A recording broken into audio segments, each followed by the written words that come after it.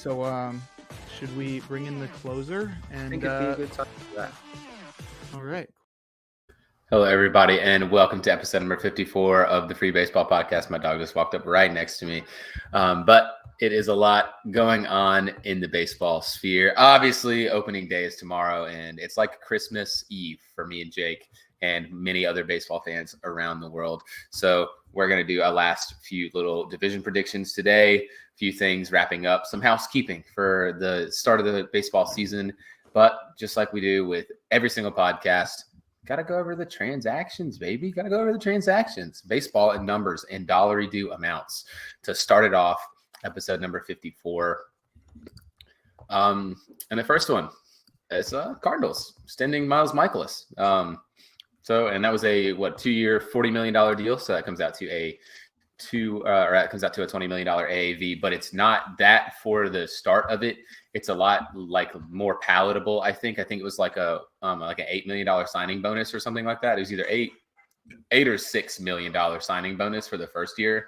So the salary isn't as bad, and that is going to buy out his 2 seasons of free agency for Michaelis, who's kind of become one of the game's premier innings eaters. For sure. Definitely a guy that eats innings. I'm not sure how confident I am in the other stuff that he does. He's more of just like the way that my boss at Pitcherless, Nick Pollock, puts it is a Toby, like Toby from The Office, sort of basically the just a guy type thing where he's not going to strike out a lot of guys. He probably doesn't earn his ERA or his whip. And he eats a lot of innings. But so like for fantasy, he's not super enticing. But for real life baseball, he gets the job done. He's got a great defense behind him, and that definitely helps him reach those numbers. And yeah, if you're pitching 200 innings of like above average ball, it doesn't matter how many strikeouts you're getting, So it is a bit surprising to see him get 40 million, though. Like you said, it's not 20 million AAV, but it sure does look like that.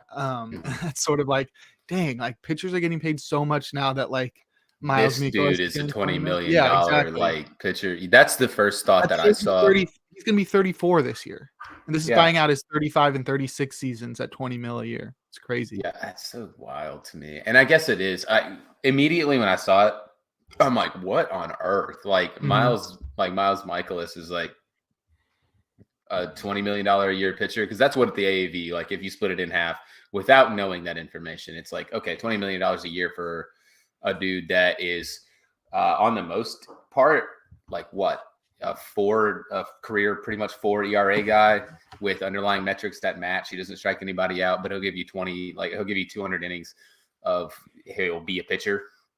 Like that seems just so astronomical to me. But in a way, I sort of get it too, because the Cardinals rotation, like if they're talking their Cardinals and you're thinking them in the contender sphere, I don't particularly. I don't think they're like in that echelon yet. They're a good team, but obviously the weakness, I think, for me looking at them is the starting rotation. And it's not like help is on the way from their farm system. There's not a lot of really, really great arms that's like they can bank on. Yeah. So they kind of needed to extend Miles Michaelis is what it seemed like. But I mean, like there's question marks all around their rotation, and he kind of eliminates that a little bit because Wainwright's 1,000 years old and he's going to have to deal with a new battery mate because he's got Wilson Contreras. And as much as I loved Wilson Contreras as a Cubs fan, he's not the defensive catcher that Yadier Molina was. And even an old kind of beaten down Yadier Molina is a better defender than him. Jack Flaherty's coming back from injury. Steven Matz is coming back from injury. And if you're going to put Matt Liberator in the rotation, he sucks. So like, what's their number one starter? He's penciled in. Speaking of opening day, he is penciled in as their opening day starter. So this is the guy that you're expecting to kind of shoulder a huge load for your rotation. And he's really average. The Lizard King, Miles Michaelis. You have any more thoughts on Mr. Michaelis, the guy that kind of World Baseball Classic, U.S. World Baseball Classic ace? Mr. Manager? Yeah, I don't think so. Staying in the NL Central, it's kind of an NL Central heavy transactions list, and it's the Brewers signing Luke Voit, COVID shortened season home run champ Luke Voigt to 1 year, $2 million deal. And it's got a $12 million club option, which seems astronomical considering the first year salary for 2024. And incentives could max out the first year at $5 million. How are you feeling about Voigt? Because he's sort of had a bit of an up and down last few seasons. Yeah, even the contract is a weird situation as well, I know. because they had signed him to a minor league deal, and then this is sort of just them confirming him on the major league roster. So I think it not only like bumps up his minor league pay if he is optioned, or he has like the ability to decline being optioned and like become a free agent again. So he gets $2 million guaranteed to be a major leaguer. And then there's the $12 million club option, which if declined, they still have arbitration control over him. So like he's going to be in the organization no matter what, even if they decline that option. So it's all sort of weird, that whole situation, but it seems like he's going to be around the team for the next couple of years. The thing with Voigt is I don't think there's much question about his ability. He's a guy that strikes out a lot and has a lot of power, and he's a strong guy, but he's got very weak legs in terms of keeping them injured or keeping them healthy. He's doing a good job of keeping them injured for sure. But that's been his problem, and that's sort of why he was so good in that 2020 season, because he didn't have to play more than 56 games to be the home run leader because it was such a short season. And now we've just seen over the last few years that it's pretty difficult for him to stay healthy for a full season. Last year, actually, the 135 games he played was the most he's played in a season thus far, but it was also his highest strikeout rate in a season at 31.5%. So he's sort of, he's not Joey Gallo-esque, but he is striking out way too much. He's looking like a Patrick Wisdom. You know what I mean? Yeah, I feel that. Funnily enough, those 135 games actually tied his home run total from 2020, which is oh yeah, obviously not as good, considering 22 home runs over 60 game pace is really, really good, and then 22 home runs over 135 game pace is solid, but nothing really special. Yeah, I mean, the Brewers honestly feel like a team that are sort of in flux. We talked about the Cardinals a little bit. And I talked about them sort of in the good but not great non-contender sphere. And I think the Brewers sort of fit that, but to a lesser extent, because they're just like, it feels like they haven't added much. And Luke Voigt, for me, just doesn't move the needle like really much at all. I think it depends on how they use him, but I'm not really bullish on the Brewers. He could be a great platoon option with Jesse Winker at DH. Yeah, I think that fits pretty well too, because he could also play a little bit of first base too. Rowdy Tellez. Yeah. So I like the fit in the terms of the roster, but I don't like the fit in the terms of Luke Voigt just doesn't play enough baseball.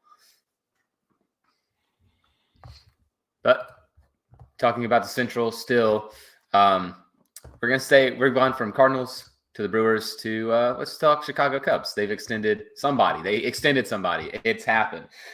Sing it on high. They never do that. So they extended Nico Hoerner 3 years, $35 million, and it's going to buy out just the 1 year of free agency for Nico Hoerner, who looks to cement himself amongst second baseman in the NL and potentially all of baseball. He's a pretty good player. You know what you're going to get with him, though. He's a line drive kind of gap hitter. He'll maybe at most hit you like 10, 12 home runs, play really good defense. And I think this is a really fair kind of market deal for him. I don't think like he could be really good, but I really think his potential is kind of capped at what he can do. But the Cubs extended it to somebody, so I'm not going to complain. You know, they did something. He seems like a great player to have in the clubhouse too. He's just like a solidly above average player, not for like fantasy purposes, but I think he's fine in fantasy, especially in points leagues, because he does not strike out. 11% strikeout rate last year, but that 4 WAR he put up last year, thanks to his glove, is pretty sick, right? That's very solid. And you know, you'll take that, especially at like a premium position. He did that playing shortstop last year, and he'll be great playing second base, or can switch back over to short if Dansby ends up sort of sucking in the field. But I was very surprised by his home run output, to be completely honest, because he was the guy who hit the first home run of the 2022 season. So we're about to learn who's gonna be able to take home that title tomorrow. But he had that first home run, and I remember when he hit that first home run, I said, Nico Horner has more home runs today than he's hit in the past 2 years combined because he had 0 home runs across 2020 and 2021.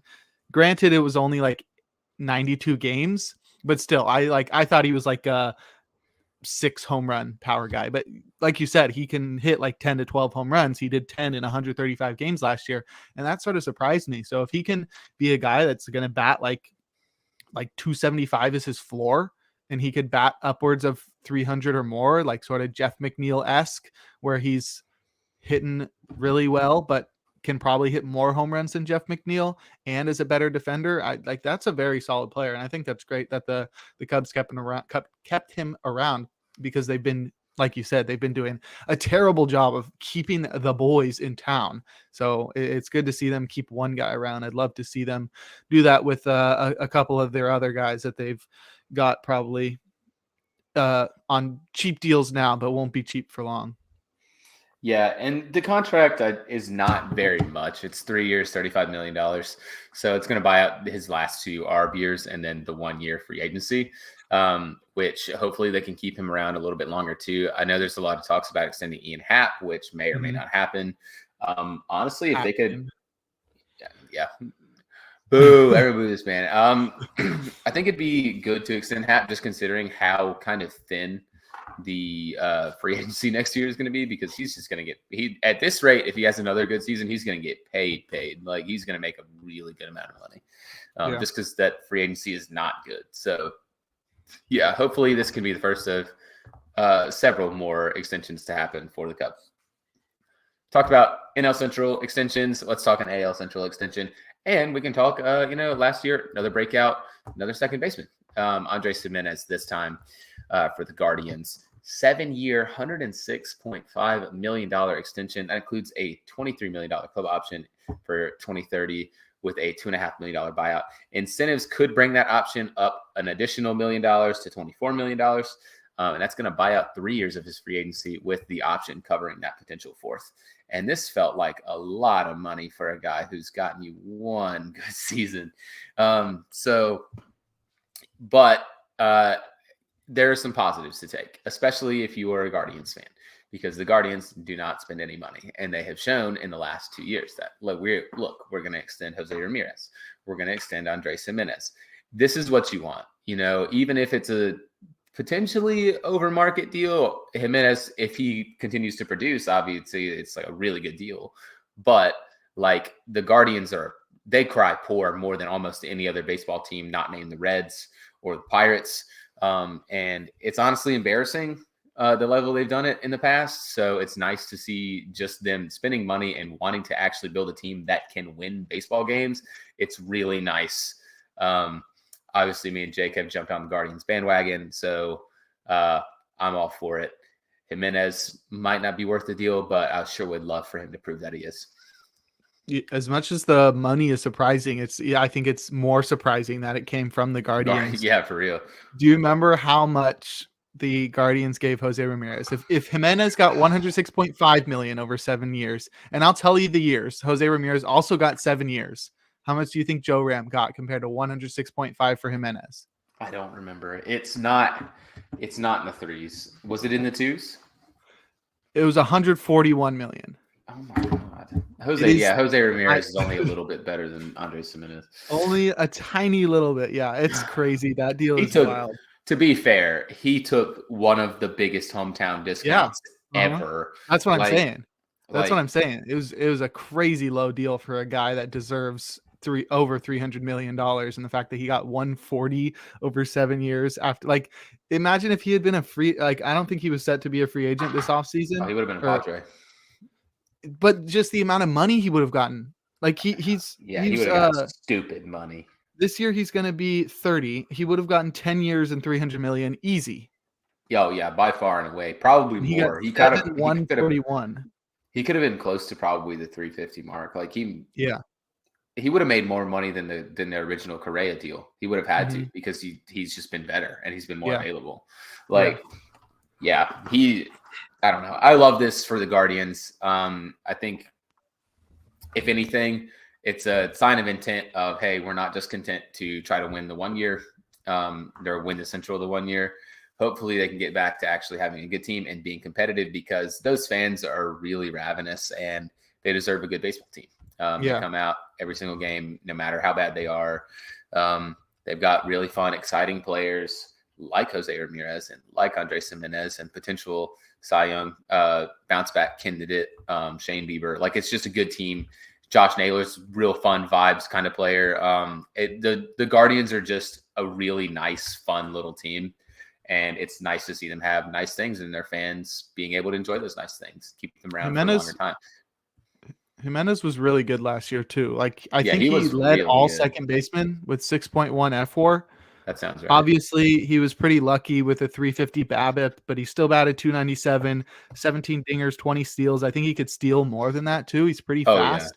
Yeah. But the one thing that I saw on Twitter was the combination of extending Joram and Jimenez was less than extending Lindor when the Mets extended Lindor. So if you're looking at it from like I care about my owner's money, or you're looking at it from the Guardians front office perspective, they did an amazing job like letting go of Lindor and getting Jimenez in return, and then extending both Jimenez and Ramirez instead of like keeping Lindor and having to spend money that they weren't willing to spend. So I think they did a pretty good job if you're looking at it like strictly from the front office perspective. Yeah, and in terms of that deal, the AAV for that isn't super high either. So his contract can take him through 2031. And the club option, if they exercise it, then they'd be paying less than $20 million to have Jimenez around. And Jimenez, like you said, was really good. That's a lot less than Lindor's extension, $340 million. It's $100 million less realistically. Yep. That's wow. Pretty crazy. Yeah. I had not even considered that. But let's keep it rolling with another Guardians extension. And they have extended Trevor Stephan. I was going to say, like, they've extended Trevor Stephan. We don't know the terms of that. But like I said, another extension from Cleveland, keeping Stephan around. It's good. I mean, pitchers are good. Pitchers are good for Cleveland, and they're one of the cheating factories. Like we talk about when we use that kind of term, like not loosely, because I think we use it for the teams that really fit it. And it's like the Rays, the Giants, they have the cheating Dodgers. They have the cheating factories, and then Cleveland just has this immense pitching lab that they just get the most out of every guy that comes through there. And Stephan's no different. No, he was great last year. I think. One of the more underrated relievers in all of baseball last year. He took a big step forward. He had a 2.69 ERA across 63 and 2/3 innings, and that came with a 30% strikeout rate. And his walk rate was only 6.5% about, that's incredible. A 24% strikeout to walk rate is beyond elite, and that's crazy from a guy that I would say the majority of baseball fans have never heard of. Right. Especially because he's not getting any saves. He had 3 last year, but he's probably like the third guy coming out of that Guardians bullpen. But yeah, he's great. They still have like 4 years of control over him. He's only pitched the past 2 seasons. Wasn't he a Rule 5 pick? I don't know if he was a Rule 5 pick. I don't think he was. I'm going to Google it. His minor leagues were all with New York up until 2021. So it's possible. But yeah, he wasn't too great in the minor leagues with New York. But it's crazy, too, because his stuff is all backed up. His xFIP backs up his ERA. And like I said, that strikeout to walk rate is incredible. So it's pretty impressive that they were able to turn him into such an elite reliever without making any noise about it. And yeah, like I was going to say, I'm not really sure what this deal is going to look like, since they still have 4 years of control over him. And I doubt this is the type of team that would be like, oh, we want to make sure he gets paid during his arbitration year, so we're going to give him money now. Maybe it was like they were getting like 1 or 2 years of extra control. So it'd be like a 5 or 6 year deal, but that's pretty crazy for a guy that's had one good season. But yeah, was he a Rule 5 guy in 2020? Yes, he was. He was a Rule 5 guy in 2021, and he actually had a really bad season, or very average. It's like 4.41 ERA. Yeah. And then walked a lot of dudes, really bad FIP, and then just next year just turns it on. So the full year in the Cleveland pitching lab kind of fixed him, and that do it. he obviously, if you've never seen him pitch, he's like a really big. It's not the Blake Snell blueprint because he's not a lefty, so it doesn't really fit. But Blake Snell blueprint is just the location. Heaters up and breakers down. He throws mostly fastball and a splitter, and his splitter is disgusting. So he throws four seamers up, usually up and in, actually, and then he throws a lot of splitters. So he's just good. And the Guardians kind of keep pumping out relievers and starters because they have that ridiculous pitching lab. And full season with them really, really showed. Yeah, that splitter wasn't too great. 45th percentile PLV, but his slider, which he only used a quarter of the time, had a 93rd percentile PLV. So I think he could use that pitch even more and be even better. Probably. Yeah, because he's throwing like 96.5, which is solid, but not super elite. I think if he leans more into that slider, he could be even better, which is saying something. Yeah, I haven't messed around with PLV, but what's his slider look like? What's the action on his slider? Pretty horizontal. It's pretty fast. I was gonna say the new kind of wave with sliders has sort of been that sweeper slider. Yeah, which is more vertical movement. Mm-hmm. Yeah, so that it looks like a cutter with like a little bit more movement, but it got a lot of swinging strikes last year. 68.6%, which is very good. That was in the 62nd, or that swinging strikes. What? So that was his strike percentage. That would be crazy if that was his swinging strike percentage. His strike percentage was in the 87th percentile. So, but yeah, nonetheless, we don't have to wax poetic about a random dude that's not going to be a closer this year. Jake only cares about closers for fantasy purposes, by the way. Fair enough.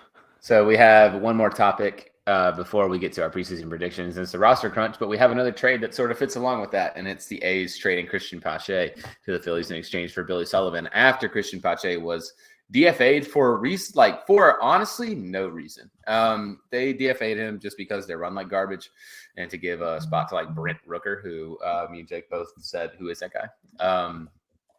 But Christian Pache had a really solid spring. He hit like 302. I think he had 4 doubles, triple, 4 walks, like only 8 Ks. Like he just did well. But he's traded to the Phillies, where I think is a really, really excellent fit for him to land right now. I'll let you go ahead and talk about that because you made the point earlier in our wonderful group chat. Yeah, so going off what you just said, he's going to be pretty good fit in the Phillies lineup, more so as a bench guy, because he's a great fielder. That's what made him such a highly touted prospect when he was with the Braves prior to the Matt Olson trade. And so that's sort of what the Phillies need. We've known recently that they're a team that sort of forgoes defense for dingers, which actually turned out pretty well for them last year, but they seem to be sort of shifting back towards the defense because they realize you can't just go all in like that. But that started off with getting Brandon Marsh to patrol center field, and now with Trey Turner at shortstop, definitely an upgrade there as well. And Pache fits really well because Marsh is a lefty, obviously, so Pache can platoon there, and then he can also just fill in as like the 4th outfielder for the other non-great fielding guys. I mean, they still have Jake Cave out there too, so he can platoon there as well. Jake Cave is probably going to be playing left field, and with Hoskins and Harper out, they really do need some help around the field. I think Schwarber could probably see some more time at first base, but he'll see a lot of time at DH. There's lots of opportunity there for Pache, and if he's not a great fielder, he will be a great fielder. If he's not a good hitter and the spring training was all just a farce, he's still going to be very valuable for a team that really needs defense. From an A's fan's perspective, this is terrible because he was like one of the 2 big pieces of the Matt Olson deal, which is not looking good. Shea Langeliers looks pretty sick. Oh no, that was the Sean Murphy. No, that was the Matt Olson deal. Yeah, the Sean Murphy trade. I don't even want to talk about that. But the Matt Olson deal, yeah, it was it's not looking too good at the moment. So with Shea Langeliers, he's could be pretty solid, but to lose Pache after barely giving him any sort of opportunity, like he played 91 games for the A's last year and 41 in AAA, and then had this spring training, and then that was it. 2 spring trainings and like 130 games across AAA and the majors is pretty messed up. So yeah, that's disappointing. And it's not like they got much out of it too. The fact that like he could have been claimed by all these other teams, and at least they get like a AA reliever out of it who struck out 32% at batters last year at the age of 23 is nice, but he also had a 4.5 ERA and walked 15% of batters. So there's a lot of work to do there. And it's like that guy might not even make the majors, and you're giving up like an elite defensive outfielder for nothing. After barely giving him the opportunity. The guy's still 24. Yeah, that's the biggest thing to me is like, even if Pache is just still not a great hitter, which I mean, like all signs point to like so far in his career, which to be fair, his amount of ABs is really short. But he's literally one of the best defensive center fielders in all of baseball. And it's like, nah, I don't want that guy on our team. Just get him out of here. It's just wild to me how poorly the A's are run sometimes. DFAing him for realistically no reason and getting a sort of a lottery ticket reliever, which is weird. But I mean, they did get something for him, which is better than nothing because they literally DFA'd him. They could have just like, I don't know. He was out of options, I guess. There's no reason to do this. You keep him on the roster is what you do. So he should be on the big league roster. He shouldn't he shouldn't have been DFA'd, which is so dumb.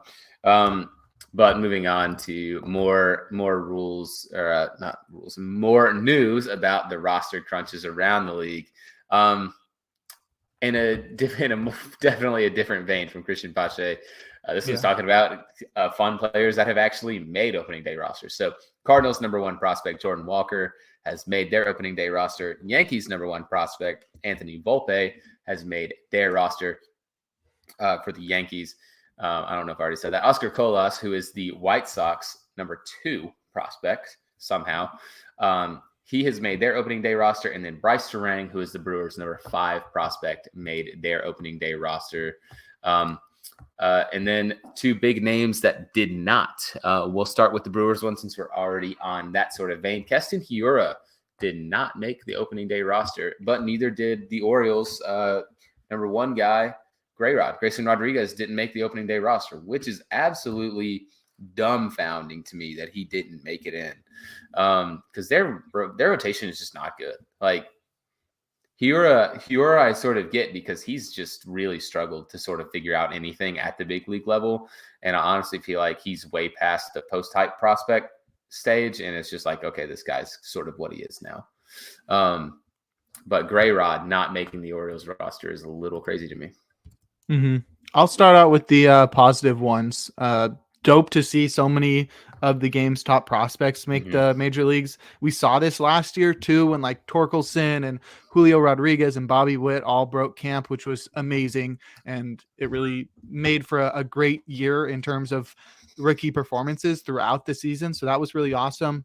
On top of those guys, we also have guys that retain their prospect eligibility, but made their debuts last year that will be on major league rosters. That includes like Gunnar Henderson and Corbin Carroll, which will be sick. And talked about the Brewers, Garrett Mitchell as well. So there's going to be a lot of prospects on major league teams this year. Tristan Cassis as well, Ezekiel Tovar, so many guys. And that's just like the top 30 prospects right now in all of baseball. So that's pretty sick. I think Jordan Walker is going to be amazing. I think Volpe's a little bit overhyped. I think he's going to struggle to, like, he has a higher contact tool than Jordan Walker, but Jordan Walker is like consistently batted over 300 in the minors. I know this is using average for analysis, while Volpe has been batting like 250. Volpe's got pretty like very loud tools. He was like a 20 homer, 50 steal guy last year, which is very cool, but he also struggled mightily at AAA when he got called up. He's very young. He's going to be in the bright lights of the Bronx, filling in for at the position where Derek Jeter used to play. So it's always like a big sort of deal when somebody is the new shortstop in New York. But yeah, I mean, and he's only going to be 22, which is crazy. So I could see him struggling a little bit, but it's definitely very cool to see them I just love when teams don't try to play games and they bring up their top prospects when they're ready. And obviously, Volpe went off last year. There is a part of me that's sort of concerned, but I think he's ready. He showed that in spring training, and Jordan Walker did as well. Kolas is pretty interesting. He's was touted as like the Cuban Otani when he was first being signed by major league teams, because he was like a hitter and pitcher in the Cuban leagues or wherever he was playing.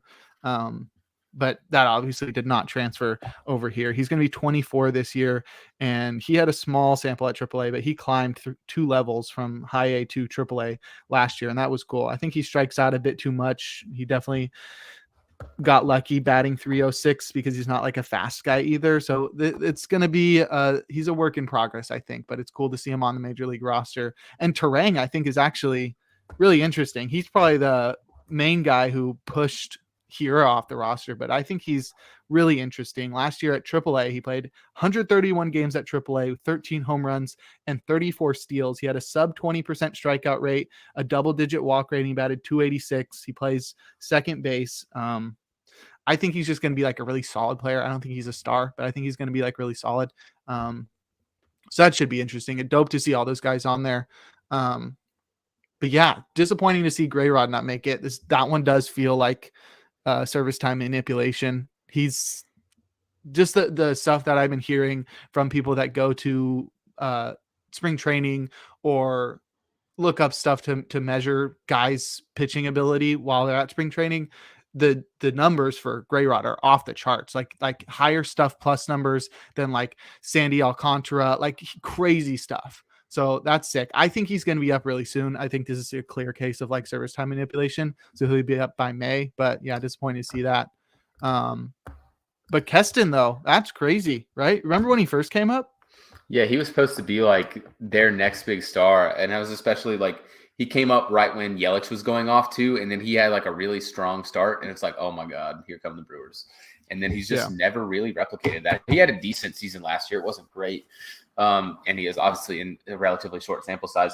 Fun fact about Terang, he's going to wear number 0, which I think is very funny. So he's going to be number 0 for the Brewers. And then I don't know. It's just the roster crunch always kind of gets people like this. And speaking of the roster crunch and guys making the roster, David Dahl also just got announced to make the Padres roster. They have room for David Dahl? Yeah, they have room for David Dahl. So David Dahl is going to be on Padres opening day roster. But yeah, I also really agree with you. I love when they have him as like a starter on roster resource. What the heck happened? Yep. I don't know. It's while Tatis is out. Yeah. Okay, so he'll be gone shortly. Yeah, well, I don't know. He could be good. Yeah, it's either him or Azokar or Odor. I don't know. This team's pretty crazy. Nonetheless. Yeah, they've got everybody. But I really like that a lot of these teams have brought up prospects and just aren't dilly-dallying around with it. It always kind of sucks because like with Grayrod, it's very clear service time manipulation that he's not up.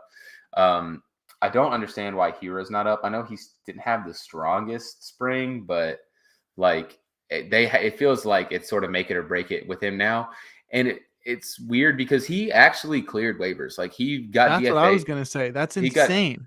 He got DFA'd because he's out of options. He cleared waivers and is in AAA. I think nobody wants him. Nobody wants him for $1.5 million. That's wild to me that a team that's a bottom feeder like the A's or the Reds or someone wouldn't take a flyer on him. Just like, we'll take that guy. He makes no money. And he's a potential power hitting second baseman if you can just figure out something. He should be on the Reds. He should be on the Reds yesterday. And I don't understand why he's not.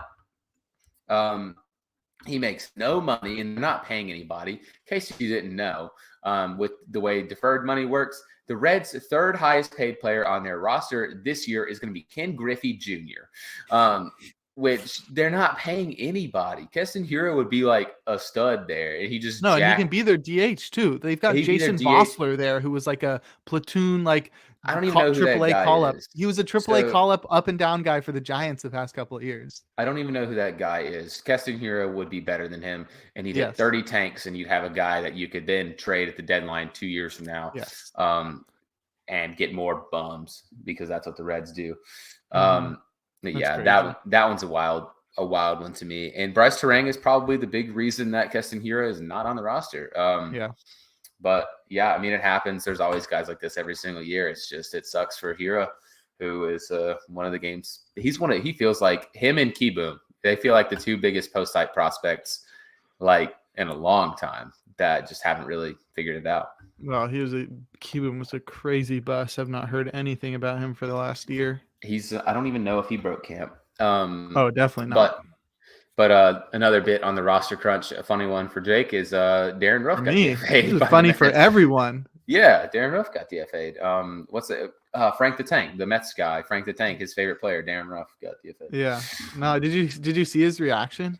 No. What? Oh, I think I did. I think you sent it to me. He was like double fist pumping. Yeah, but he also like didn't care. He also then just started giving crap to the rest of the team. He called Tommy Pham like Tommy Sham. He called Omar Narvaez Ofor Narvaez. That's pretty funny, at least. So he just started giving the rest of the team crap, and it's like, these guys haven't even played a game for you, and you're already giving them crap. It's like, oh no, this is gonna be a rough season. Mets are already the roster's looking tough, like not in a good way. I can respect the complete dedication to being a hater instantly. Like, I get it, I really get it, and I feel for that. I like being a hater too. So, but I don't know. I wouldn't want to. I was gonna say I don't want to hate on anyone on the Cubs, but they have Eric Hosmer, so it's like. We'll come back around to Mets talk when we get through the division winners that we have up next. Okay, well, let's go on and just do that. So we're gonna go to our preseason predictions, and some of these will fit along too because we're gonna do all of our predictions for the division winners, the ALCS, NLCS, World Series, and the World Series champions, which also goes along with if you want to go check out at athleteshub.org, our way too early predictions article that we have done, like a month and a half ago. We're going to start, of course, with the AL East, not the NL East. We'll get to you, Mets. We'll talk about you at length, I'm sure. So we're going to start with our division winners, and we're going to start with the AL East. I think I'm going to let you go first here. Yeah, this was one that I would have easily, like, no question about it, gone with the Yankees like a month ago.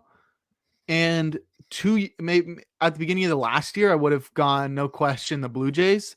And I think I'm back to that again. And it's because the Yankees have been unable to avoid the injury bug. I remember when they first signed Rodon, and we were looking at that rotation like one of the best rotations of all time. They had Frankie Montas as their number 5 starter. It was like Cole, Rodon, Cortez, and Luis Severino, and Frankie Montas. It was just so deep. They had options outside of that as well. And that, just like with a lineup carried by Aaron Judge, seemed like the team was really set up for success. And then every single person in the rotation got injured. Rodon's going to miss the first few weeks of the season. Luis Severino's injured. I think it's like a hamstring thing. Nestor Cortez was injured for a little. He's back, but they also lost Frankie Montas basically for the majority of the season. So they've lost the majority of their rotation. And now it's just like Garrett Cole, Nestor Cortez, and some bums, which I don't think Clark Schmidt's a complete bum, but that rotation is decimated.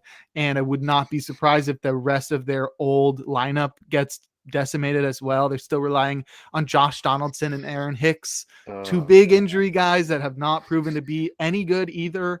DJ LeMahieu's a big injury guy. I am not confident that this team is going to stay healthy. We even saw like the strength of their team, the bullpen, crumbled last year. They lost everybody in that bullpen where they were just down to the studs of the bullpen. And I just feel like this team is so fragile, and it does not have the type of depth that you would expect from a team that's like run the way that like the top tier organizations are run nowadays, that I don't have that much confidence in them anymore. And I'm going with the Blue Jays because last year I sort of pegged them. Many people pegged them as the team that was going to have like a huge year because they added to a rotation and they already had a crazy good lineup. The lineup is just as good, if not better now. And the rotation is sort of in that same boat. And I think they've improved their bullpen. So I'm feeling good. I'm going with the Blue Jays this year. This is the year that they finally reach the expectations that everybody's had for them over the past couple of years. Yeah. I'm feeling the Jays too. The Yankees rotation projected after today. Obviously, their opening day starter is going to be Garrett Cole. Their game 2 starter is going to be Clark Schmidt. Yeah. And they have Nestor Cortez, Domingo Herman, and Johnny Brito is probably going to be their 5th starter. Have you heard of that guy before? No, neither. I just saw it on Twitter. Yeah, so, I'm seeing it on Fangraphs. I don't really think they're going to be that good. It's so tough. It's so tough because this is when it feels like the Yankees Yankee their hardest, when they're honestly not at full strength. So a part of me still wants to pick the Yankees, but I really like the Blue Jays offseason. I just do. And the Yankees had a good one too. It's just you won't get to see that for who knows how long because of injury. Aaron Judge was already around, so he doesn't really feel like a huge addition. But they lose Rodon, and that's just like not great. Montes is down too. The Jays get Varsho, Chris Bassett, still adding. They've added to their bullpen, and it's just I really like the Jays, and I will continue to like the Jays just so long as they want to keep pushing. But I think I would have to favor the Jays very, very closely. I think the Yankees, even if there's like 1 or 2 injuries, the major ones, it's just they feel like they're made at. Yeah, have you ever seen the SpongeBob episode where the guy's got glass bones and paper skin? It feels like that's what like all of the Yankees are currently facing. So yeah, I think just on the fact that they're going to be really up against it to start the season, I'm going to go Jays. What SpongeBob episode are you talking about? You don't remember the dude that was a con artist and he had the full body cast and he's like, I was born with glass I looked up glass bones and paper skin and it autocorrected SpongeBob. Yeah, he's got glass bones and paper skin. Every afternoon he breaks his arm, or every morning he breaks his legs, and every afternoon he breaks his arms. That's the Yankees right now.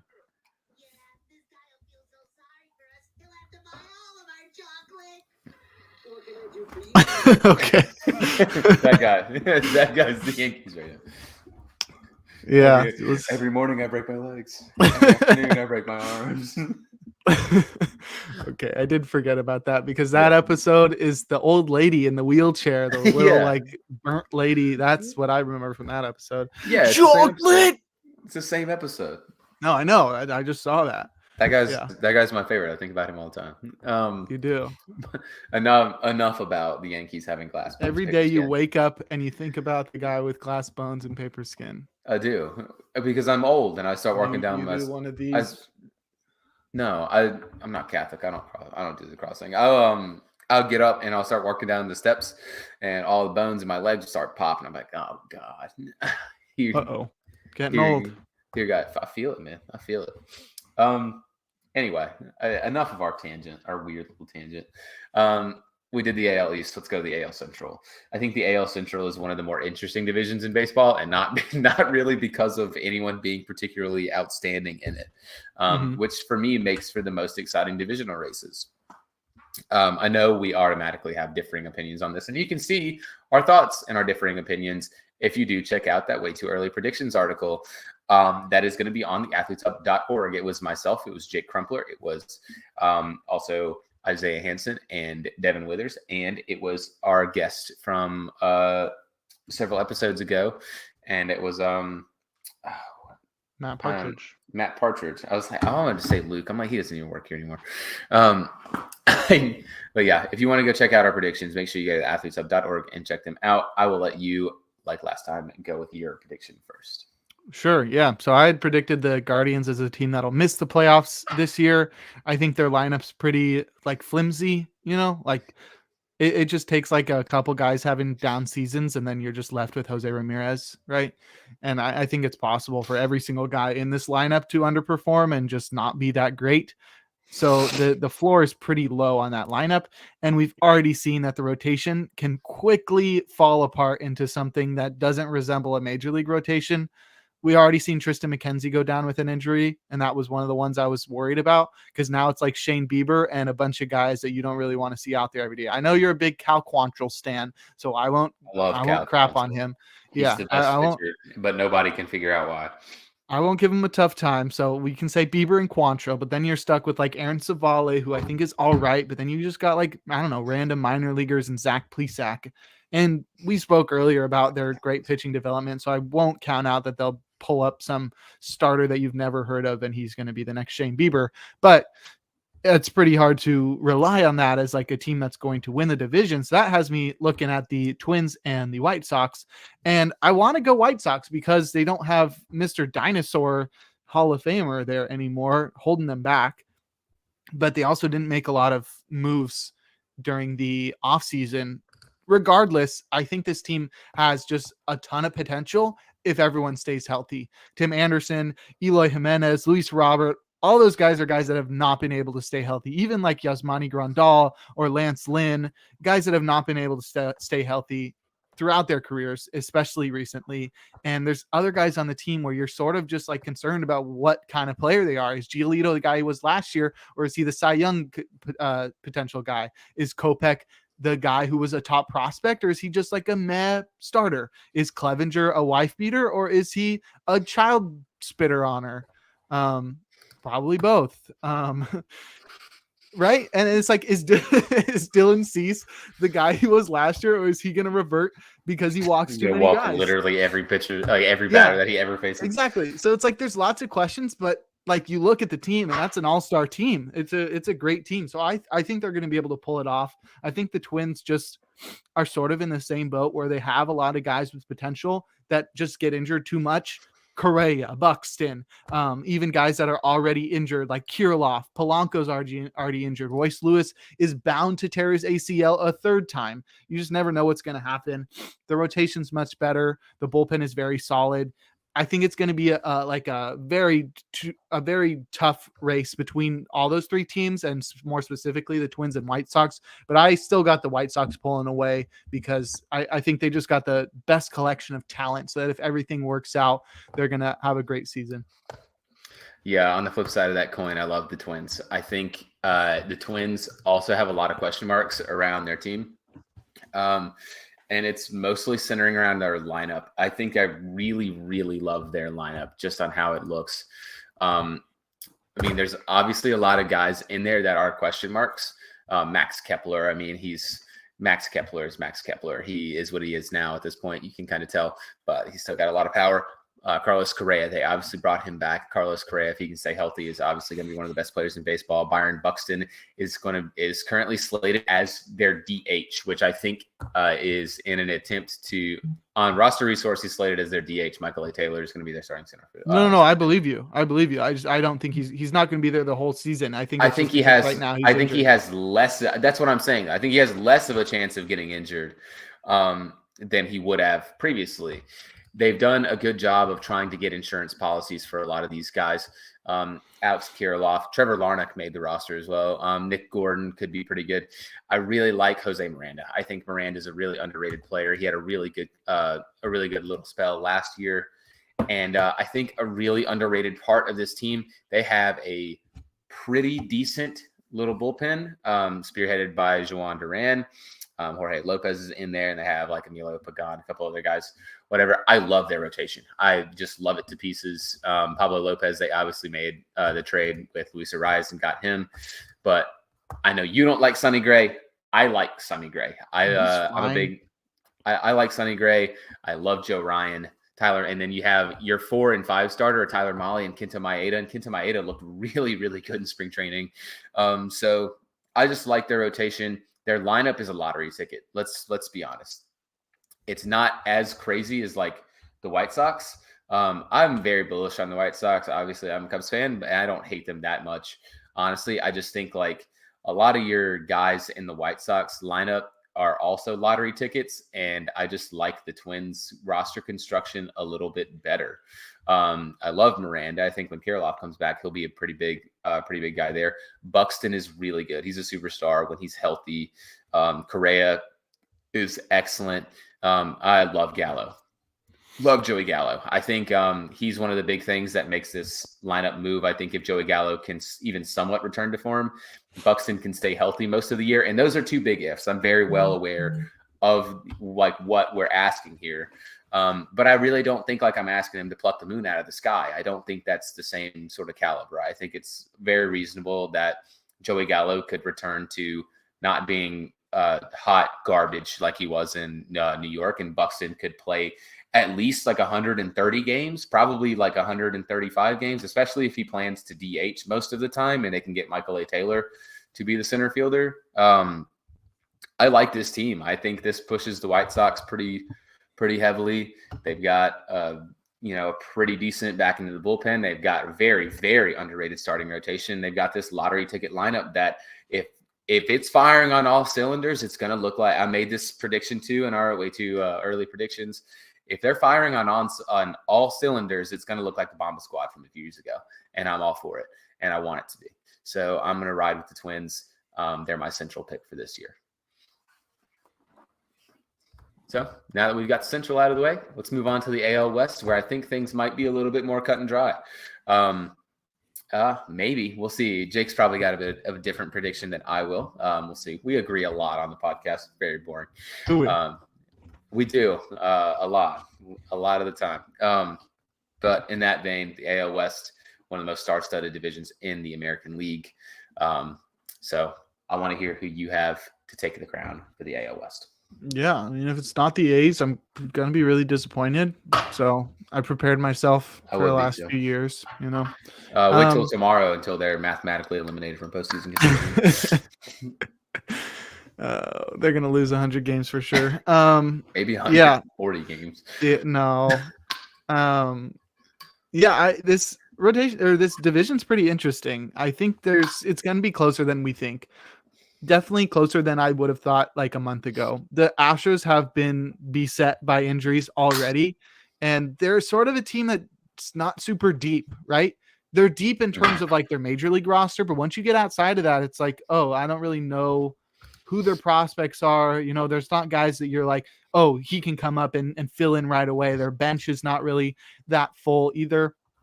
Their rotation is great. Their bullpen is incredible. And the lineup is great when it's fully healthy, but they've already lost Jose Altuve. They've lost Michael Brantley. They've already lost Lance McCullers. It's like, it's pretty scary to see them lose that many guys, because now you got like Chas McCormick, Jake Myers, Mauricio Dubon rounding out the 6 through 8 spots in the lineup, and that's not that great. And then the bench is just made up of guys you've never heard of: Yainer Diaz, Cesar Salazar, David Hensley, Corey Julks. Julks is an awesome right? So it's like great baseball name. As much as I like want to say that all of this is going to be the deciding factor, I don't think it's going to be. I think they're still going to be fine. I would love the Mariners to win this division, but the Astros are just so good elsewhere that I think the depth in their outfield and at second base is not going to hurt them too bad. They'll be able to make up for it with their incredible rotation and their probably best bullpen in baseball.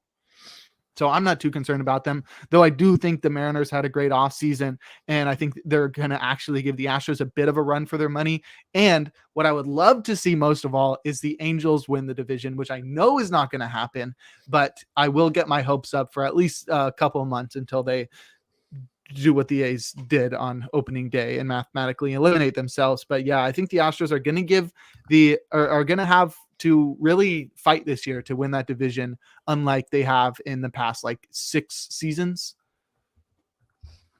Yeah, I think that's fair. And like you, I think I also have the Astros winning a division, just for the fact that's like it almost feels like a foregone conclusion until I see until I really see the cracks in the armor form. They're impenetrable, and it just feels like, and another word, inevitable that they're going to win the division.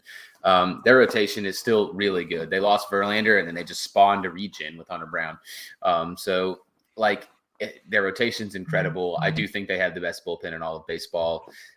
They're just really good. I think if anything, if their lineup falters a little bit, their rotation and the bullpen will just still win them games solely on their own. And they'll win games like 4-0 or like 4-2 or whatever. And they'll ride that wave till they get Altuve back, till they get Brantley back. They'll steady the ship. It'll be a little close. I don't think they're going to completely steamroll the division, but I think they're probably still going to win it by 5 or 6 games. I just don't think they're going to completely wax it. but I still do think the Astros are going to win it. It's just until further notice, they're going to be penciled in for me until it really becomes apparent that they're going to fall off. I think they're going to win it every single year. Cool. Well, who do you think is going to win the wild cards? Got 3 guys. I really love the Mariners. I like the Mariners a lot.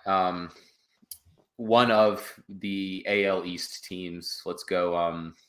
If with the Jays are going to win it, I think the Yankees will get one of them. And then outside of that, let's go Guardians. I think it's going to be Twins win the division, White Sox finish in 3rd, Guardians get the last wild card. I think that race would be close. I think that race would be close, though. Yeah. Yeah, that 3rd spot is going to be close. I think there's a lot of teams that are going to be vying for that final wild card spot for sure. I think I'm going to agree with the Mariners and the Yankees. But from there, I don't think we're going to see 2 teams from the AL Central. I think the fact that they're all already like so close that they're sort of going to take wins away from each other. I know we're going to have fewer interdivision games this year, but I still think that's going to be the difference maker. And I think that means the Rays are going to pull through. My other pick. I like the Rays as much as I would want to choose the Angels there, it's just not realistic. So the Rays always find a way to like do it. They're gonna be in there. They'll get 86. I don't want to say they'll figure they're gonna have just enough to make it in there. Yeah, and then go from there. Yeah, and I don't know. I like the Rays. It's just the division they play in is very tough. If the Rays played in the Central, they'd be the favorite to win the Central. For me, honestly.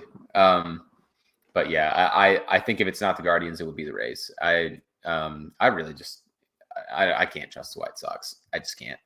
I don't know what it is about them. It's just they don't have that air about being a playoff team for me. But we talked about our AL standings and predictions.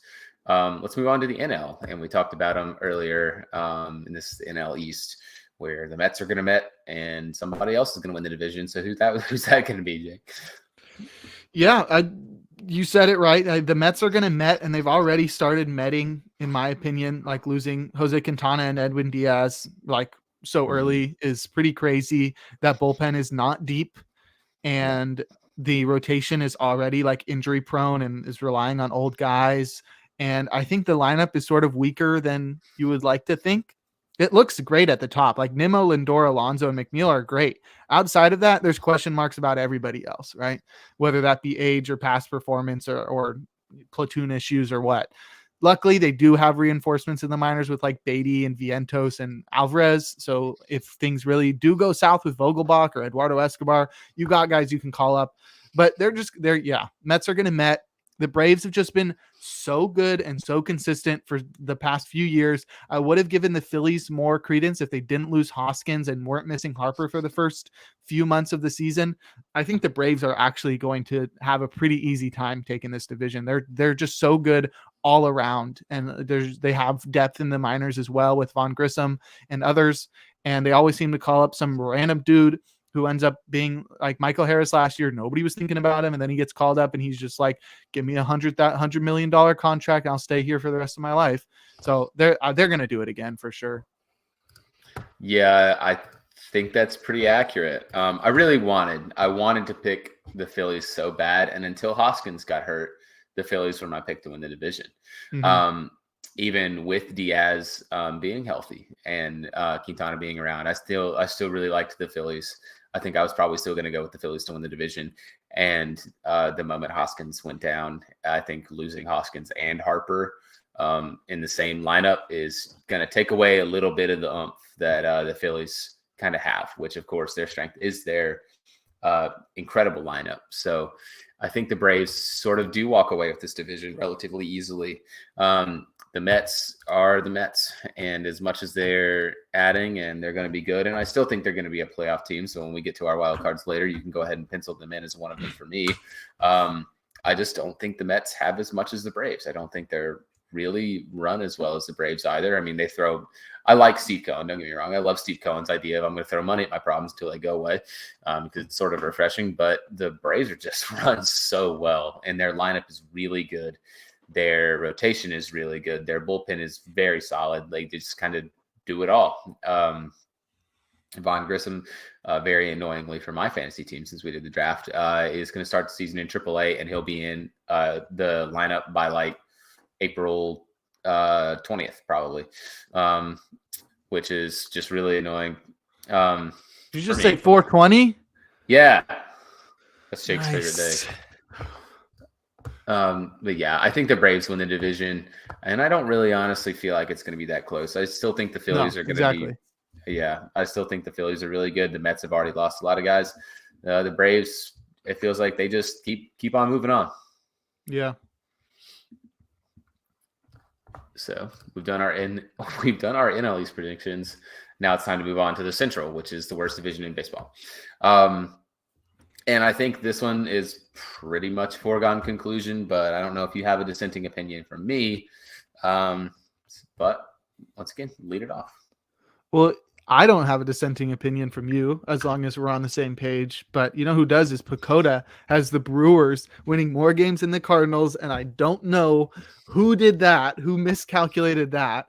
Because the Cardinals seem like they're going to, just easily run away with this division.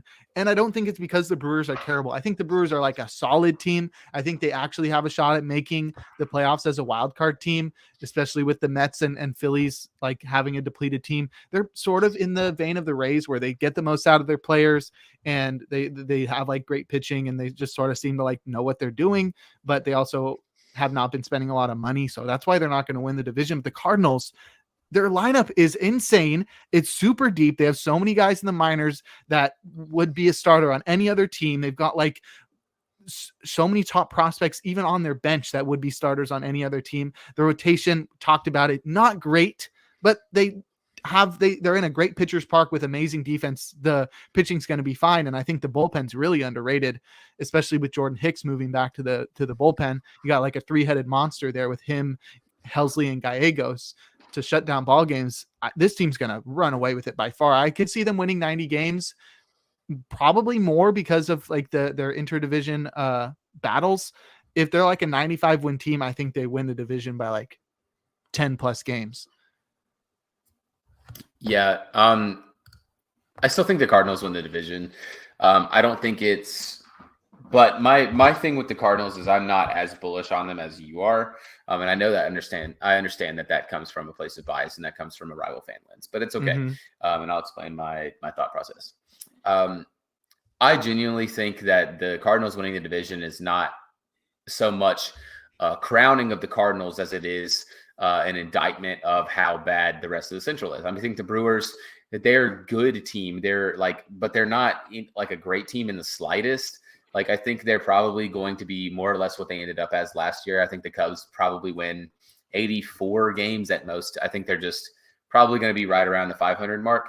And then the Reds are a joke. The Pirates are still building. The Pirates are in the process of just now kicking off, calling up, young players and getting them time in the big leagues. They're not really there yet. I like the Cardinals. I think they'll probably win 90 games and they'll win the division. I don't think they're going to win like 95 games or anything crazy like that. While their roster does look really good and their lineup looks really good, there's a lot of question marks. And I already sort of raised them about their rotation. Their rotation really has two guys that are sort of locked in as I feel like you know what you're going to get. And that's Michaelis and Montgomery. Steven Matt's coming off of an injury. Adam Wainwright is actually going to start the season on the injured list. And then Jack Flaherty's coming back from a major injury. Steven Matt's coming back from a major injury. Matt Liberatore, if you want to put him in the lineup or in the rotation, he sucks. We've already figured that out. He's bad. I think their projected fifth starter right now is Jake Woodford. Are you really, really writing home about Jake Woodford? I don't really feel that. Obviously, they have a lot of guys in their lineup that it looks really deep. Arenado and Goldschmidt obviously are the two linchpins that you have in there. Do you expect Paul Goldschmidt to really pop off and go on an MVP sort of tear over a full season like he did last year? You could expect it, but I think it's probably unlikely at this point.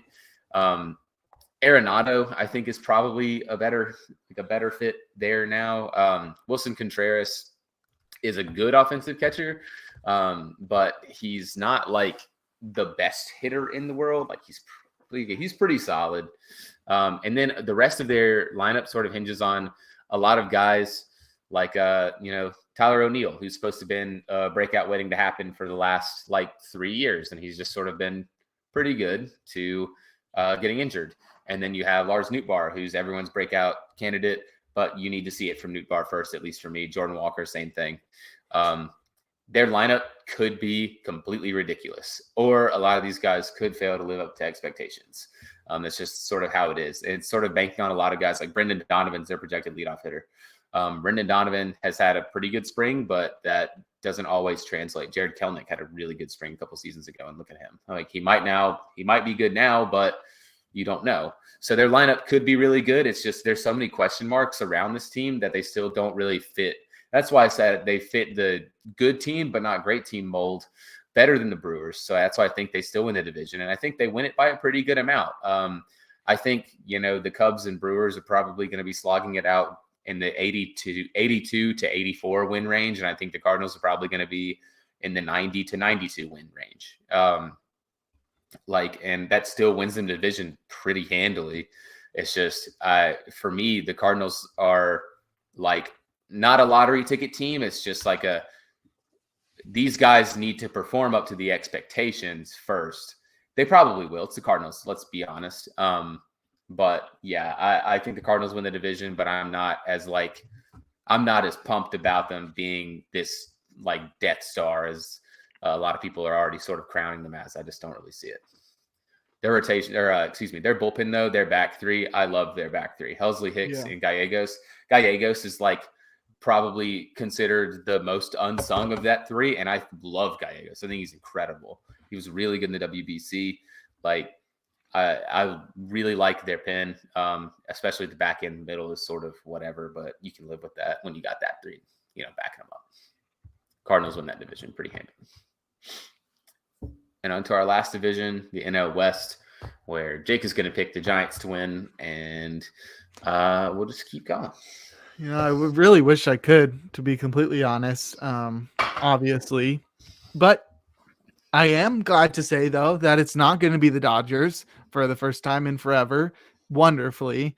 They are very depleted in terms of they did not have too many additions this offseason. They have already dealt with injuries to Gavin Lux. They're missing Buehler from Tommy John surgery, and Gonsolin's going to start the year on the IL. And their team was already sort of lacking based off the additions that they made and sort of the aging of their veterans. So I don't have too much confidence in their team. I think it's actually going to be like a battle for them to even make the playoffs.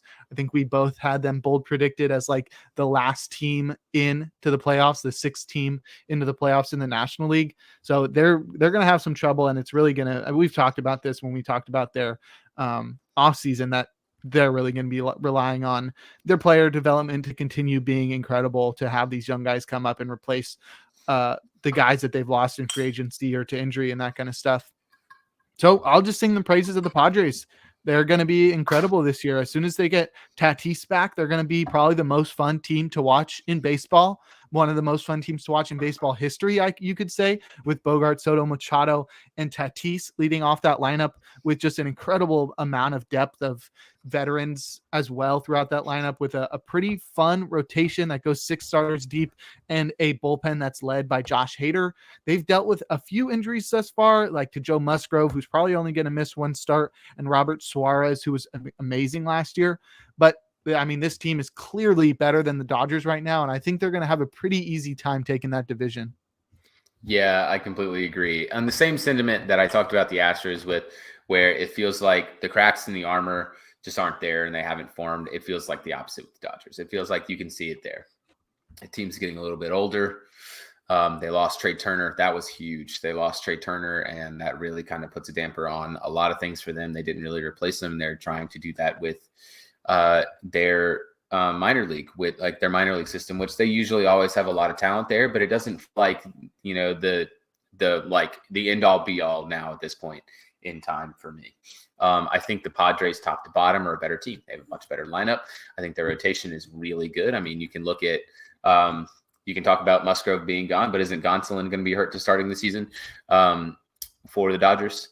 So they're going to be starting with like Kershaw, Urias, no Gonsolin, and then they've got Noah Syndergaard. Like, what's the deal with that? It feels like the Dodgers are really going to be the big poster boy for sitting on your laurels and not doing enough in the offseason to try to maximize what's left of your window. And I think the Dodgers are going to end up being I think this is going to be one of the last few years of the Dodgers really being the Dodgers that we know. I mean, you can look at their lineup. You can look at the lineup from top to bottom. They have 2 projected starters that are not over 30 right now, and that's Miguel Vargas and it's Will Smith. And Will Smith is 28. Vargas is a rookie. So like, Mookie Betts, Freddie Freeman, Max Muncy, JD Martinez, David Peralta, Trace Thompson, Miguel Rojas, and then their bench is all 30-year-olds except for James Outman, and it's Austin Barnes, Chris Taylor, Jason Hayward. Like, those are the guys that you're going to be expecting to carry the freight on offense, and I just don't really see it. Their rotation looks okay right now. It's Julio Urias, Dustin May, Clayton Kershaw, Noah Syndergaard. We've already established that neither of us like Noah Syndergaard. And then Ryan Pepio, I think that's how it's pronounced. Yeah. Like, their bullpen, really good. I like Brusdar Graterol. Really like I really like Evan Phillips, not Alex Phillips. That's not a player. Gavin Lux getting hurt was really big. It really sucks for them. The Padres, their rotation is really good. Their bullpen, pretty good. And their lineup is one of, if not the best in baseball, top to bottom, especially their first 4 or 5. Like, that's crazy. And just the depth of it. We talked about David Dahl coming up because they have literally everybody. Like, you can look at the projected starting lineup for the Padres in comparison with the Dodgers, and it's like night and day. It's just really crazy, the fact that they're going to have guys like Matt Carpenter to DH against Nelson Cruz, and Matt Carpenter and Nelson Cruz to platoon at DH is so stupid. Yeah. And it's wild. Their team is insane. I think the Padres, when Tatis comes back, they're one of my favorites to win the World Series. So who do you have as wild card teams? In the NL, I already said the Mets. I think the Mets are still a good team, even if they do inevitably Met. I still think the Phillies. Bryce Harper will come back, and he'll carry them to a similar finish as last year, in the middle of the season. So let's go Mets, Phillies, and then my other team, let's go Dodgers. I think the Dodgers are going to make the playoffs. I don't think they're going to miss the playoffs, but they're not going to be the juggernaut that we're used to seeing them be, much to Jake's enjoyment, which is good for him. I don't really have a dog in that fight, but yeah, I think the Dodgers are probably going to be around the 87 win mark too. I just don't think that they're as incredible of a team. Yeah, it's gonna be a fun season. Yeah, I think so. I mean, you can even look in the same division and say the Giants also have a chance. I don't know. I think I like that 3. Let's go Mets, Phillies, and Dodgers. Yeah, so you've got the same playoff field that we saw last year out of the NL, and I think that's what everybody was thinking, including me, just like a month ago, that was like clearly what was going to happen again. Every year there's always a change to the playoff field. We never see the same complete playoff field. And now that we have an additional wild card spot, there's even more opportunity to have a different team sneak in.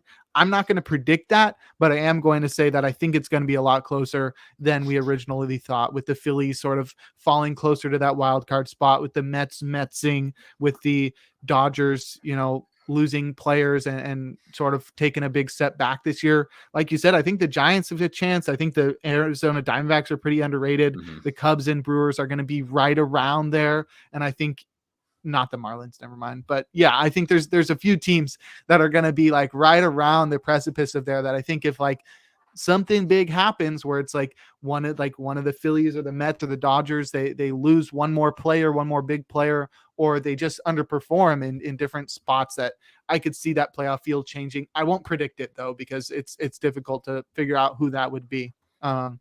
But yeah, let's talk about the postseason. I won't make us do the whole bracket where we think about what seed everybody is and where they would end up. But I'll just say, who do you think is going to be in the ALCS? In the AI, I literally like was talking about this like earlier, just like preparing myself for this, and I honestly can't remember. For the for the ALCS, I think I would probably bank on it being like the Jays and the Astros. I think that fits. I think it's either Jays and Astros or Yankees and Astros. I think the Astros are going to be there again. Who do you think? I like Jays Mariners. That's sort of That'd just be like what fun I too. want to see. Yeah, that's sort of what I Yeah. want to see. But I also think like those teams are going to be really good, and the Blue Jays are a lot of fun, and I think they're going to have a big year. And I also think the Mariners are just like built for the postseason. So what Yeah. about the National League? So the NLCS, I think I'm going to go Padres. So Padres. And then I think I'm also going to have the Braves. I think the Braves, Padres probably fits. As much as I literally was going to consider doing just a rematch from last year, the Phillies and the Padres, but I think I would go Braves Padres. I would also go Braves Padres, and I think there's a case for it to be made for the Cardinals. I know you just made the case against it, and I won't talk about them anymore. But don't want to ruin your night. I mean, you But could. The thing about no. the Cardinals I agree is, with you. Is what I'm saying. yeah, the thing about the Cardinals is they definitely could. Like they really could completely explode. Newt Bar goes off. Jordan Walker goes off. Everyone thinks Jordan Walker is going to go off and Newt Bar is going to go off. Tommy Edman continues to be Tommy Edman. Tyler O'Neill doesn't get hurt because it feels like he's gotten hurt like the last 2 or 3 seasons. And they could just completely steamroll, and they could be a 100-win team. I think it's very, very feasible they could. Yep. And the Braves are just made for the postseason, and I think the Padres are just going to be like pretty unstoppable this year. So now that you've got your championship series set, who's your matchup in the World Series? Let's go Padres, Blue Jays. All right. I got Braves Mariners. That was my way too early prediction, and I'm going to stick with it. You know, I got to have integrity there. I do feel good about that one. I think the Braves are just made. They're just so good from top to bottom, and I think the Mariners are like made for the postseason. Just like exciting lineup and shut down bullpen and rotation. So you said Padres and Blue Jays. All right, who wins? Padres. All right. I've got the Mariners taking home the championship this year. I think this is the year that they finally do it. I do like the Padres as a choice. I know last year I had like Padres Blue Jays in the World Series. I think that would be a great matchup. I think there's a few teams that I would love to see in the World Series, and there's a couple that I would not love to see in the World Series. Yeah, so I think we do have a pretty good shot of having a great postseason. But, you know, that's way down the line. That's 6 months from now, 6+ months from now. Tomorrow is opening day. Let's focus on that for just a few minutes. We've got some great pitching matchups starting on opening day. Have you taken a look at them? Yes, I have. And do you have one that you are most looking forward to? Yes, I do. The Cleveland Guardians and the Seattle Mariners are going to play, and we'll go back to that way too early predictions article. And my Cy Young pick is Luis Castillo. And I think Luis Castillo is going to start off his successful Cy Young bid against a former Cy Young winner, Shane Bieber, who I think it's going to be exciting because there's obviously the hope that, for me, that Luis Castillo continues to be an ace for this budding Mariners team. And I think there's also some hope that Shane Bieber, who had a little bit of a down year, can also bring it back and look like the Shane Bieber of old. And if it can, I think that's really fun because it's two teams, two hungry young teams lineup wise that are going to be in the playoff hunt. We've already talked about it. I'm really excited for that one. What's your favorite? Yeah, there's so many choices. I think the clear one that I think is going to be the best pitching matchup is Max Scherzer versus Sandy Alcantara, former or reigning National League Cy Young Award winner versus a 3-time Cy Young Award winner. I think that's going to be a great matchup. Not sure how competitive is going to be in terms of the teams, but I think it's going to be great for the first 6 innings or so. And just to like mention a few of the other incredible matchups around the league, Logan Webb takes on Garrett Cole in New York. That should be great. Shohei Ohtani's pitching in Oakland tomorrow. Unfortunately, I have a podcast to record, so I can't go, but that I'm going to see Shohei this year for sure. Outside of that, we've got some pretty interesting opening day starters like Patrick Corbin, Kyle Gibson. Yeah.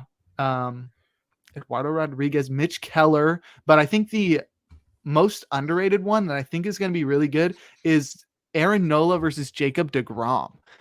That one's going to be fun. That's going to be fire because DeGrom always is incredible. And I think Aaron Nola is like one of the most consistent aces out there, and he's a lot of fun to watch too. So that should be a really good matchup. But we've already gave bold predictions at the end of January. Do you have a bold prediction? Go ahead. Hold on. I have one more pitching matchup that I wanted to talk about, and it's actually Twins and Royals. So I talked a lot about the Twins. They're going to be starting Pablo Lopez, but I think it deserves to be said that the Royals opening day starter is going to be Zach Greinke, and I think it could be nice to see what most likely will be Zach Greinke's last opening day start of an illustrious career. I'm a huge Greinke fan, so I'm going to be tuning in to see Greinke dicking around with PitchCom and just enjoying taking in being a pitcher still, because it seems like he's been enjoying himself a lot more. And for a guy that's kind of been very open and honest about mental health struggles like Zach Greinke and a legend of the game, I will be soaking in his potential last opening day start. I know he's not as exciting as Jacob DeGrom, Aaron Nola, Shohei Ohtani, but Zach Greinke, probably last opening day start for a legend of the game.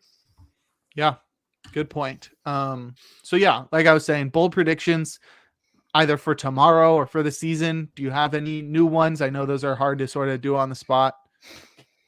For tomorrow? Either for tomorrow or for the season, whatever's easier for you. For tomorrow, I think my bold prediction is that there's going to be an Ian Happ situation where the first home run of the season is going to be on the first pitch, which I think would be very fun. So that's going to be my bold prediction for tomorrow. And then for the season, I would just like to see, I don't know how much of a bold prediction it is, but I just want to see a bunch of the rookies and the second-year players really just tear it up. Like the Gunnar Hendersons, the Corbin Carrolls, and I would really love to see guys like O'Neal Cruz and Bobby Witt Jr. come into their own as stars of the game. They both had pretty good seasons last year, obviously with holes in their games, but they're the next ones up. And those are the ones that I really, really want to see just light it up from the first day forward. Yeah, good call.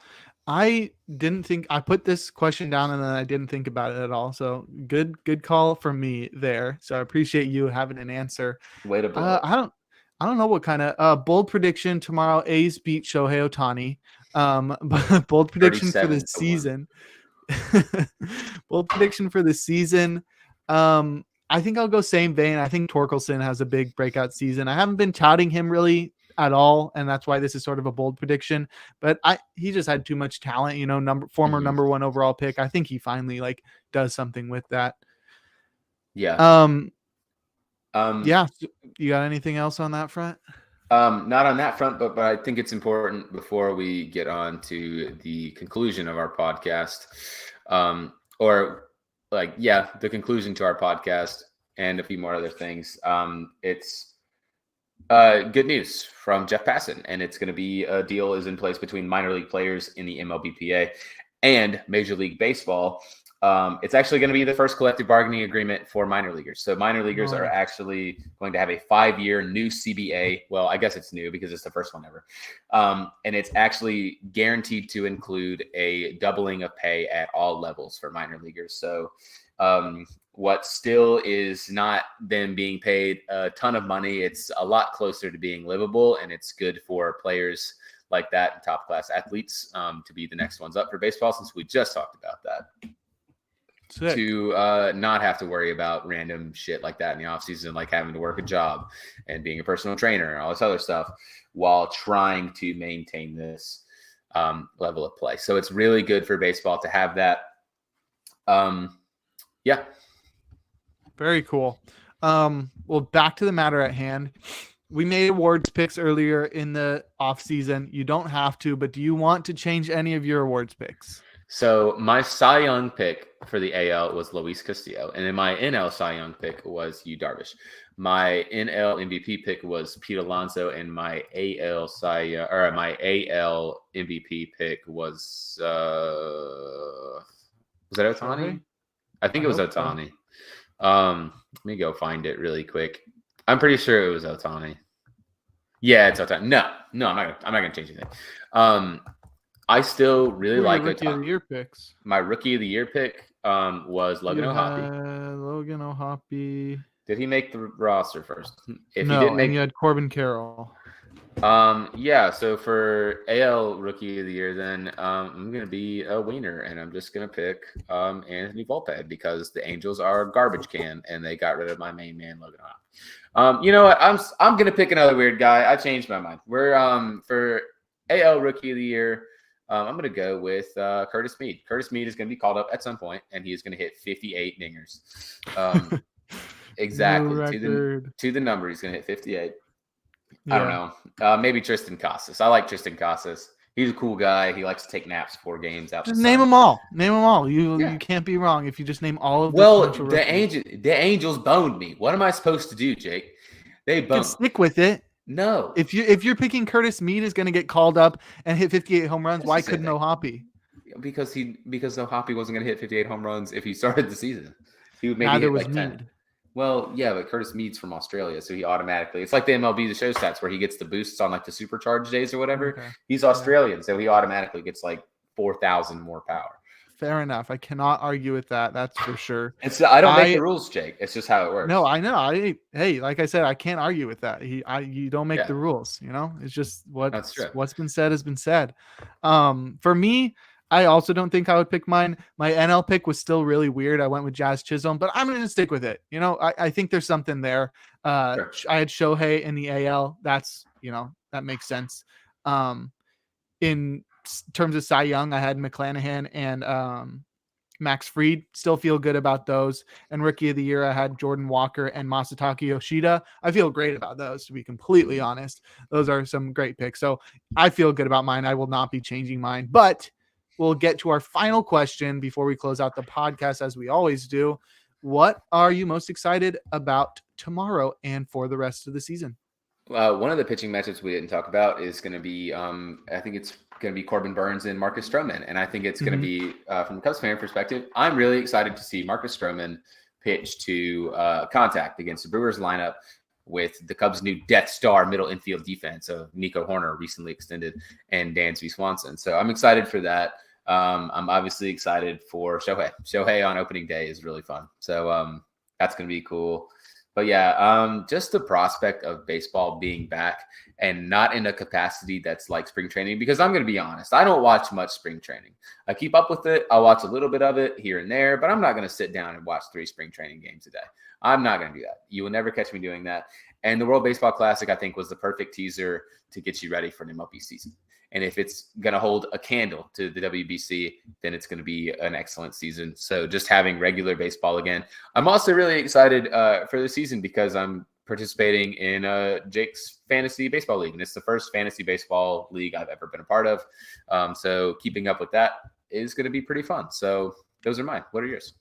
Yeah, I totally agree on the Shohei. I think we're like so lucky to be able to watch the best baseball player of all time. I think tomorrow what I'm most excited for is to have something to waste time with while I'm at work. I would see, like, I gotta teach kids, so I can't just be like, oh, put it up on the board. Like we're gonna watch opening day. Yeah. I could, but it'd probably get me in trouble.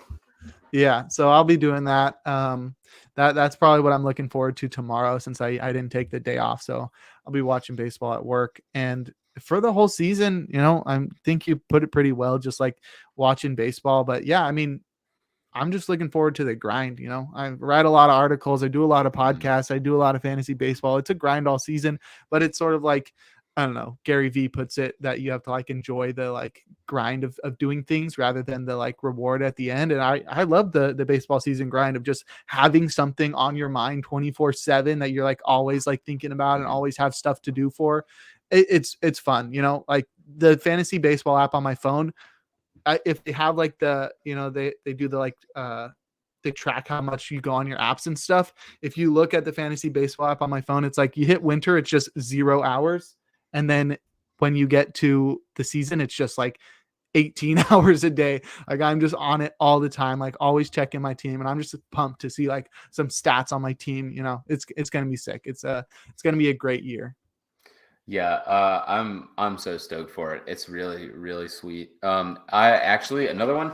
I'm on spring break next week, so I get spring break weekend to enjoy baseball. So it's pretty Let's dope. go. I'm gonna be watching a lot of. Nice. Yeah. So but yeah, I mean, it's opening day eve. Everyone put a baseball out for who's the baseball Santa Claus? I don't Steve know. Cohen. Yeah, Steve Cohen for Steve Cohen a clause. And just enjoy opening day. It's going to be wonderful to have our beloved game where grown men hit an orb with a stick. It's just the best. It's just the best. It's what America's about, baby. And on that note, I think it's time that we end our opening day eve podcast by bringing in the closer. Yes, sir. And today we got Dave Justy. Random dude. I don't know why I chose him. His name sort of stuck out on the page, and I was like, let's go with it. David Justy, that is how it's pronounced, had a 15-year career from 1962 to 77 with the Houston Colt 45s. Yes, they were called that, and he was on the team when they switched to the Houston Astros. He also pitched for the Cardinals, Pirates, A's, and Cubs. He debuted with the Colt 45s in April of 1962 versus the Philadelphia Phillies, and he did not pitch. He was a pinch runner in his debut. He did not score, but he did pinch run for the first baseman and was replaced shortly after. What a weird debut for a pitcher. I never saw that. On his Baseball Reference, it just said 0, but it was like batting, and I had to go look at the box score from 1962 to figure out why this guy made his debut and didn't pitch. But there's our answer. This guy's signature pitch, Dave Justy's signature pitch, was a palm ball, which is basically like a changeup. You just put the whole thing in your hand. You put your whole palm on it, and it's like I think the action is splitterish, screwballish, circle change. Very change-up-y. That was his signature pitch, but it did not do him well in his debut campaign as he pitched to a 5.62 ERA, starting 5 of his 22 appearances. He then missed the entirety of 1963, and due to the timing, the era, I don't know if it was because of injury or because he went to the minors or what, but he did come back in 1964, tossing a small sample of 25 2/3 innings. Then he began to transition to the rotation in 1965, starting 13 of the 38 games he appeared in, as well as recording the first 3 saves of his career. He started all but 8 of his appearances across the next 3 seasons, 1966 to 68. In 66 and 67, he was pretty mediocre. He had he averaged 216 innings pitched with 144 strikeouts, a 4.19 ERA, and a 1.29 WHIP across those 2 seasons. But then he had a mini breakout in 1968, tossing a career high 251 innings with a career high 186 strikeouts. He had a 3.19 ERA and a 1.17 WHIP. A great season, to be completely honest, but he didn't really have a ton of national recognition, and he was actually traded to the Cardinals before the 1969 season, right before the 1968 expansion draft. So now he's a member of the Cardinals after being a member of the Astros, previously known as the Colt 45s. The Padres then were one of the expansion teams, and they drafted Justy before trading him 2 months later back to the Cardinals. And then in St. Louis, he lost out on the 5th starter role and became a swingman for the team in 1969. And then prior to the next season, he was traded to the Pirates, who turned him into a full-time reliever. Just like a crazy turn of events, just across one calendar year. And he was great as soon as he arrived in Pittsburgh. His first season in 1970, he tossed 103 innings with a 3.06 ERA and 26 saves, finishing 4th in National League Cy Young Award voting and 6th in National League MVP award voting. And that success continued in the closer role in Pittsburgh for the next 5 seasons. In 1971, he tossed 86 innings with a 2.93 ERA, and he led the National League with 30 saves. He finished 14th in National League MVP voting that year and won his first and only World Series ring. In 1972, he had what may be considered his best season outside of that one crazy starting pitching year, and he got no recognition for some reason.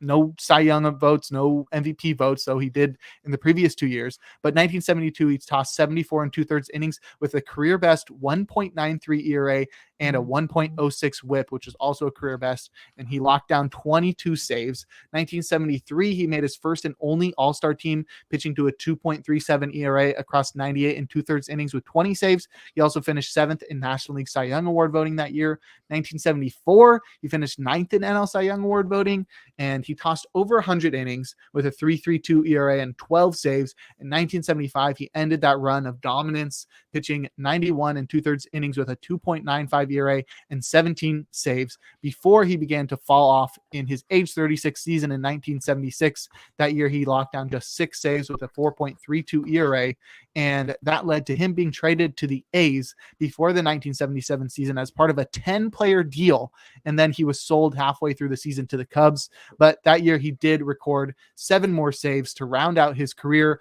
a career in which he racked up 18.8 Baseball Reference WAR across 1,716 and 2/3 innings pitched with 1,103 strikeouts, posting a 3.60 ERA and a 1.30 whip with 145 saves, which is good for 93rd on the all-time saves leaderboard. What'd you find? I'm looking. I spent so much time. It's so unfortunate that he missed out on being part of the We Are Family Pirates by like 2 years. Yeah. Like he almost had it. Almost had it. There's not a whole lot about Dave Justy. I'm looking at Baseball Almanac, but that sucks. I can't find anything, man. I've been stumped.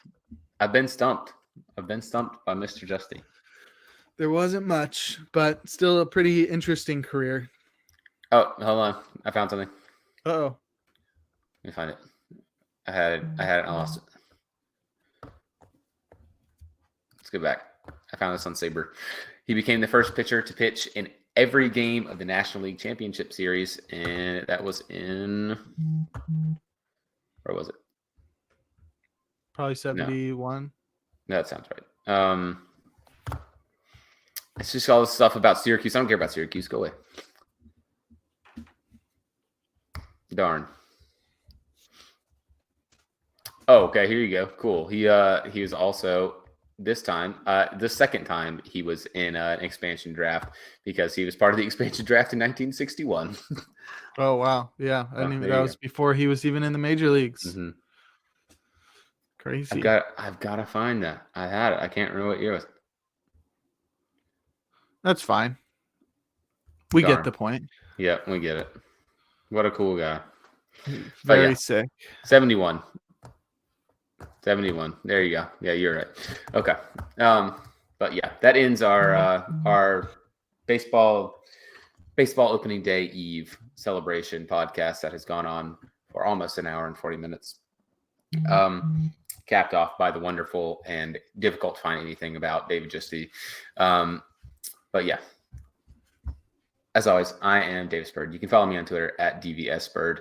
You can watch me complain and shitpost and post stuff about potentially fantasy baseball, which is covered by my colleague, Jake Crumpler, who writes about fantasy baseball for sites like pitcherlist.com and baseballhq.com and theathleteshub.org, although I haven't written there for a while because I'm pretty busy, and I will be pretty busy. What? And we do this. Yeah, we do this.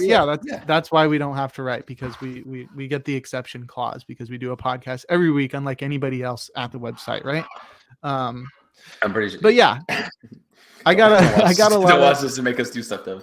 I got a lot of stuff coming out with the season starting. I'm going to be writing at least one article a week for Pitcher List. It's the reliever ranks article. So if you need help in terms of fantasy, go head over to Pitcher List. We have daily articles for batters, starters, relievers, all kinds of stuff. Whatever you want, basically. We've got it all there. I do the reliever one once or twice a week. I will be doing other stuff, gift breakdowns. I'll be doing like research articles. Going to be coming out with a lot of stuff. I do 3 podcasts a week there as well. We have a reliever podcast that I'm a co-host of, and there's a daily Pitcher List podcast called the First Pitch Podcast, and I'll be doing the weekend editions of that podcast. So Saturday and Sunday mornings, you can give me a listen. It's like a 10-15 minute podcast. Definitely helps a lot with fantasy or just with keeping up with baseball if you miss a day. Great podcast. I'll be doing that with Casey Bubba, who does the weekday versions. He's a big guy. He's got like 12,000 followers on Twitter. So much bigger than my 398 or whatever I have. But yeah, I got a lot of stuff going there. And then I'll be doing playing time analysis for the Giants, A's, and Diamondbacks all year long at Baseball HQ. So it's going to be really fun. And of course, we're going to be doing this podcast every single week. Hopefully we can stick to the Wednesday schedule. We'll see. I am moving this next week, so we'll see if that changes anything at all. But yeah, it's going to be an exciting year, and I'm pumped to watch some freaking baseball tomorrow. Absolutely. And make sure you check out everything for the Athletes Hub. You can follow the Athletes Hub on Twitter at Athletes Hub and check out all the stuff on athleteshub.org. We always kind of go from the spin of that we're, smaller time guys that are more on the fan side. So we're talking real opinions that we have that may be similar to yours. They may be different than yours. And if mine's different than yours, then your opinion is wrong. And you can complain about me or complain about it to me on my Twitter and argue with me. And you have to follow him first. Yeah, you can't argue with him unless you follow him. Yeah, you do have to follow me. That's the rules. But yeah, join us. We do this podcast every single Wednesday, 9-ish. It's like 9, but you have to follow the Athletes Hub to figure out when it's going to be on because they post it when it goes live. So that's all we have for this week. Enjoy opening day tomorrow. Just sit down, crack open a beer, get a hot dog, some peanuts, whatever. I don't know. It's the end of the podcast. End of the podcast.